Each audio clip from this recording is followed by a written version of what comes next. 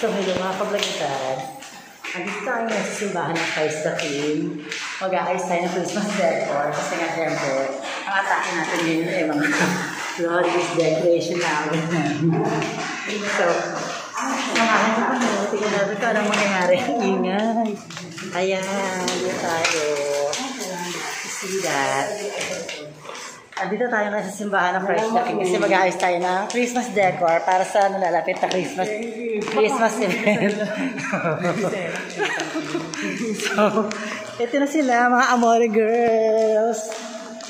Kakilala ko sa inyo mga Amore Girls, may mga taglay talagang kakaibang ganda. Siyempre, ang una-una, sa Ate Juday. Ate Juday, hello! Hi! Siya po ang nag-iisang may malaking mukha sa sapa. At siyempre, isa sa may malilikot na kataw kamay. Hello, me! Hello po! Ano ikaw makapangyarihan ng kanyang hininga? Siyempre. Sa Ate Yankees. Hello po! Alam niya. Siya yung mga marurupok na buto.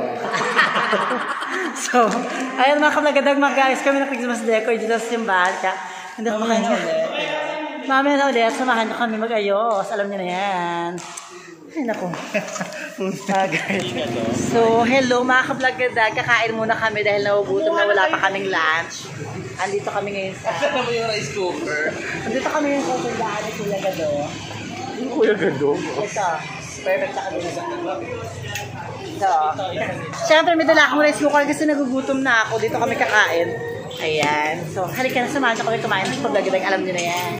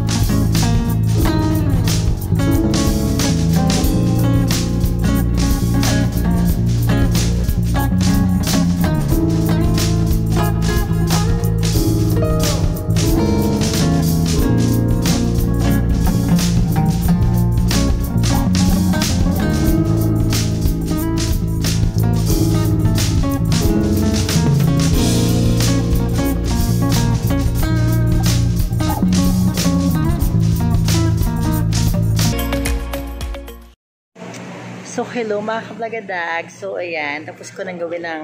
Ito yung magiging pinaka-Belen kasi. Yan. Janice de Belen. Charot. So, ayan. Natapos na namin, nalagyan namin ng Christmas tree, yung mga Christmas tree. Andun yung Belen. So, wala po muna yung mga tauhan sa Belen.